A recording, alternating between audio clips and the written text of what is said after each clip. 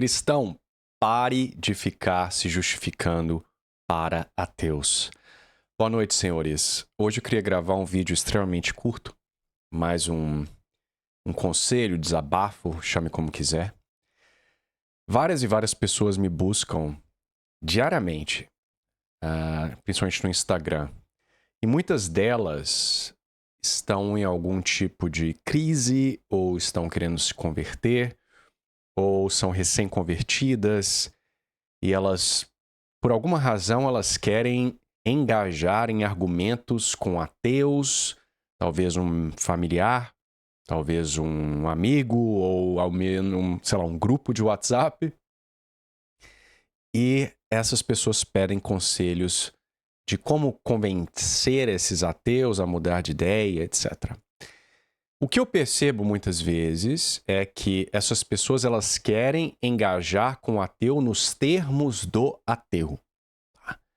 Então, nós vemos isso muito claramente quando, talvez no último vídeo que a gente reagiu, acho que foi do Sacani, em que ele fala, eu acreditarei em Deus se em algum momento a gente mostrar cientificamente uma prova dessa força divina agindo na natureza. Tá? Então, isso é uma petição de princípio. Tá? Você está impondo você está fazendo uma exigência que não se adequa ao Deus do indivíduo que você está conversando. Tá? Então você está pressupondo que Deus pode ser provado no laboratório. Quando a pessoa que está conversando com você acredita que Deus é imaterial, criador de todas as coisas, e, portanto, ele está fora deste universo. Tá? Então eu percebo muitas vezes que o cristão ele fica desconfortável quando ele percebe que muitas vezes as razões pelas quais ele acredita em Deus não são razões empíricas, experimentais ou filosóficas, dedutíveis. Muitas vezes esse cristão ele acredita em Deus porque ele teve uma experiência, tá? Ou muitas vezes, ainda que não tenha sido uma experiência, ele tenha se convertido pela razão, por causa dessas exatas provas da existência de Deus ou de algum estudo, seja Santo Agostinho, São Tomás de Aquino, o que é que seja. Ainda assim, ao longo da vida, a graça na vida dele é uma evidência, por assim dizer, muito mais clara da existência de Deus do que qualquer prova.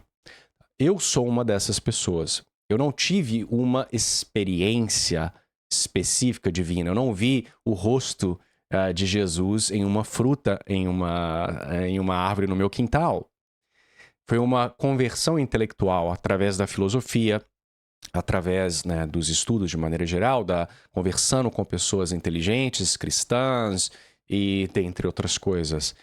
Mas se eu fosse dizer para alguém, hoje, após 6 anos de conversão, quais são as evidências que mais suportam a minha fé em Deus, não seriam as provas da existência de Deus em São Tomás de Aquino. Seriam exatamente esses pequenos milagres que ocorrem na nossa vida quando a gente abraça o cristianismo. Tá? Então, por exemplo, eu era um indivíduo cheio de vícios, não tem a menor possibilidade de vencer esses vícios que eu tinha com as suas próprias forças. Tá? As consolações que Deus me deu, as orações que eu fiz em momentos em que eu precisava de algum tipo de resposta e as coisas ocorreram de forma em que o acaso seria uma explicação muito porca. Tá? Então, você vê o poder da graça transformando a sua vida, ok? Então, quem me acompanhava na época de ateu, eu ainda sou uma pessoa cheia de defeitos, tenho sérios problemas, os meus vícios não foram inteiramente eliminados, mas quem teve o azar de estar presente na época que esse canal era do meu eu ateu, por assim dizer, sabe, eu falava, pegando um exemplo banal, eu falava um palavrão a cada 4 palavras, tá? e vencer um hábito de 15 anos falando palavrão, tá? Isso foi quase que instantâneo quando eu me converti, ok? E esse tipo de coisa nunca satisfaria um ateu. Se algum ateu me assistir nesse momento, ele vai dar risada, tá? Ele vai racionalizar isso daí, usar algum tipo de psicologia, vai falar que é uma muleta emocional, o que quer que seja, tá? Então, esse tipo de argumento, que não é um argumento formal, é simplesmente a sua experiência, ele, por incrível que pareça, ele pode convencer alguns. Tá? E testemunhos de pessoas religiosas, né, de cristãos, muitas vezes acabam, não porque o testemunho em si, assim como a prova da existência de Deus em si, ela não pode por si mesma levar à conversão. O que leva à conversão é a ação da graça.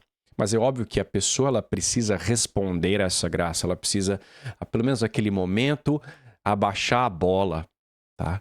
Então não existe uma técnica correta para se converter um ateu. Você não precisa abandonar esses eventos na sua vida porque você teme parecer um analfabeto científico ou um analfabeto filosófico, tá? Primeira pergunta que você deve se fazer é: Deus quer que você fique tentando convencer os ateus, por exemplo? Nem todas as pessoas são chamadas a esse tipo de apologética. Tá? Você sempre deve falar aos quatro ventos sobre a sua fé. Você nunca deve esconder. Quando a oportunidade surge, você deve mencioná-la, você deve convencer as pessoas pelo exemplo, mas esse debate intelectual pode ser que você não seja a pessoa correta para fazê-lo. Tá? Eu me sinto disposto a fazer isso porque eu fui ateu por muitos anos, eu fui evolucionista por muitos anos, e eu, pelo menos nesse presente momento, acredito que Deus está satisfeito e que eu faça esse trabalho. E a minha confirmação dessa vontade divina, ela vem através exatamente dos comentários que eu recebo no privado. Eu nunca trouxe esses comentários, não sei se seria interessante, talvez com a permissão das pessoas, com o nome delas bloqueados, que eu mostrasse esses comentários, não sei. Mas muitas vezes são coisas extremamente íntimas, então eu nunca compartilhei. Então, é por isso que eu faço o que eu faço, apesar de todos os riscos envolvidos. Agora, você deve se perguntar se é isso que Deus quer que você faça. E muitas vezes a gente acaba fazendo as coisas não pelo bem que aquilo vai trazer, não porque acreditamos que seja a vontade de Deus, mas porque afaga o nosso ego, nós queremos debater, nós queremos brigar e assim por diante. Tá? E uma ação que pode ser ela boa, se tiver uma intenção ruim, torna todo o ato mal. Tá? Isso quem fala é São Tomás de Aquino. Então não basta você fazer uma ação boa. É por isso que os ímpios aí, Bill Gates, essa turma, essas ações de filantropia, é uma ação de doar dinheiro para os pobres, ela é uma ação objetivamente boa, mas o indivíduo que o faz para chamar atenção, tipo aquele sujeito lá, o Mr. Bead, sei lá o nome dele, me esqueço agora, vocês devem saber, me esqueço. Ele faz aquilo pelo dinheiro, claramente. Ele faz isso para virtual signaling. Então ele não está agrariando nenhum mérito diante de Deus, pelo contrário. Tá? Então a sua ação ela deve ser informada pelo Espírito Santo, ela deve ter uma boa intenção. Então não fique se justificando. Tá? Dê o seu relato. O que é que te atraiu? O que te faz permanecer católico, apesar de todas as dificuldades? Né? Eu dei o relato quando meu pai faleceu, eu gravei um vídeo explicando, né? A sequência de eventos até o falecimento do meu pai, ela foi completamente milagrosa. Uma vez você acreditar que isso é por acaso, tudo bem, mas se você percebe a ação divina na sua vida, uma atrás da outra, e como eu falei, o poder transformativo, né? Quando você vê uma pessoa imunda, como eu sou e como muitos outros são, todos nós praticamente somos, com algumas raríssimas exceções, e você percebe o bem que Deus é capaz de fazer, apesar de toda aquela imundície, isso é um argumento muito mais forte. Ou uma evidência, chame como quiser, tá? Então, não fiquem se justificando, não fiquem preocupados de serem vistos como emocionalistas, tá? O que importa é você testemunhar sobre essa realidade da ação de Deus, seja ela pelas causas primeiras e os argumentos de actus escendis, em como Deus sustenta todas as coisas em ser a todo momento, ou seja, aquela ação de um sujeito imundo que nunca teve nada de bom em sua vida e movido pela graça, ele faz aquela ação de generosidade e acaba tendo a sua vida transformada, o que é que seja, tá? E então não temam o ridículo, não temam se fulano vai falar que você tá usando a religião de muleta, etc. Essas pessoas, na maioria dos casos, elas são ímpias, elas não querem acreditar, ainda que você demonstrasse categoricamente que Deus existe, eles dariam um jeito de negar essas provas, diriam que não é a prova ideal, que tem que ser dessa forma, e que aristotelianismo já caiu, e papapá. Então, parem de se preocupar, ok? E rezem. Rezem para que Deus dê aos senhores a iluminação do que Ele quer para a vida dos senhores. E eu posso dizer com clareza, apesar de fazer esse trabalho online, que a maioria das pessoas, elas se convertem observando o exemplo, tá? De nada adianta você ter uma linguagem polida, de nada adianta você saber a suma teológica decorada, você ser excelente em debates online, se a sua vida não tem virtude. Tá? Se o indivíduo te vê semana que vem, depois de todo o seu debate perfeito lá online sobre a objetividade do bem e do mal, e aí ele te encontra semana que vem saindo de uma casa de aposta, sei lá, em que você acabou de roubar algum dinheiro, ou saiu de um prostíbulo, ou se pensa em qualquer pecado que você quiser, isso será suficiente para destruir totalmente o bom trabalho que você teria feito com aquele debate, tá? Ainda que alguém possa dizer, isso é uma falácia da hipocrisia, só porque o fulano não age bem não quer dizer que seu argumento sobre a bondade objetiva seja errado. Sim, mas não é assim que o mundo funciona. O mundo não age, né? As pessoas não estão buscando debates acadêmicos, esses disputátios medievais e o pessoal ignora. Não, tá? O que as pessoas querem é que você viva a sua vida conforme aquilo que você defende, tá? Então, o melhor que você pode fazer é viver uma vida de bom cristão, é você estar no seu trabalho, não ter vergonha de fazer o sinal da cruz antes de se alimentar, tá? É você ser honesto, mesmo quando existe risco de perder o seu emprego, é você não mentir, é você ser justo com seus subordinados, é você respeitar o seu superior. E muitas vezes Deus vai te dar a oportunidade de você falar sobre ele, sobre você convencer um indivíduo que não acredita em Deus, nessas pequenas interações ao longo do dia. Tá? Eu tive conversas excelentes com meus colegas de trabalho sobre religião no dia a dia, com uma intenção a priori de convencê-los de nada. Tá? Então, uma vez, dou um exemplo, uma vez eu estava eu fui à missa antes de ir ao trabalho, eu estava com o meu missal e uma das internas, fala-se assim no Brasil, quem faz uma internship é o quê? Estagiário. Uma estagiária, ela viu o missal e perguntou, isso é uma Bíblia?